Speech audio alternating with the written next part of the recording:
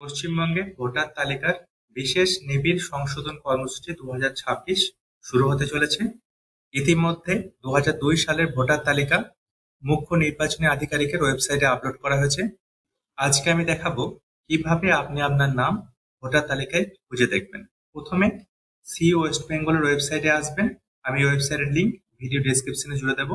Elector role of SIR 2002 এটাতে click করবেন। আমি এই লিঙ্কটাও ভিডিও ডেসক্রিপশনে অ্যাটাচ করে দিচ্ছি।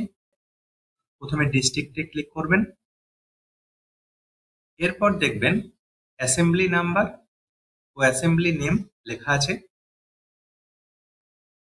আপনার যে অ্যাসেম্বলি নাম্বার অ্যাসেম্বলি নেম লেখা থাকবে সেই নেমের ওপরে ক্লিক করবেন।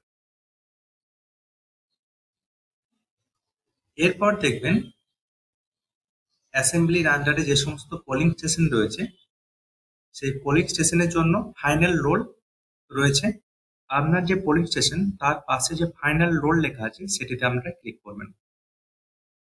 আপনার পোলিং স্টেশনের আন্ডারে একাধিক বুথ হতে পারে। আপনারা যদি নিশ্চিত না হন সেক্ষেত্রে আপনাদের প্রত্যেকটি বুথ দেখে নিতে হবে।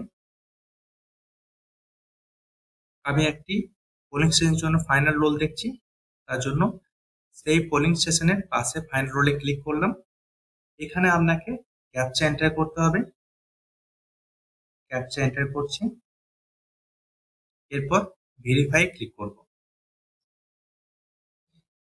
ভেরিফাই ক্লিক করলে এই পোলিং স্টেশনে যে সমস্ত ভোটাররা ভোট দেন ওনাদের নামের তালিকা চলে আসবে। আপনারা এটা দেখে নিতে পারবেন।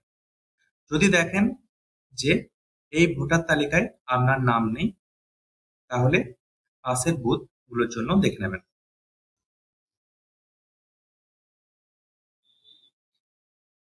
আপনি যদি আপনার অ্যাসেম্বলি কনস্টিটিউয়েন্সি ও পোলিং স্টেশন নাম্বার খুঁজে না পান তাহলে আপনি voters.eci.gov.in এই ওয়েবসাইটে আসবেন।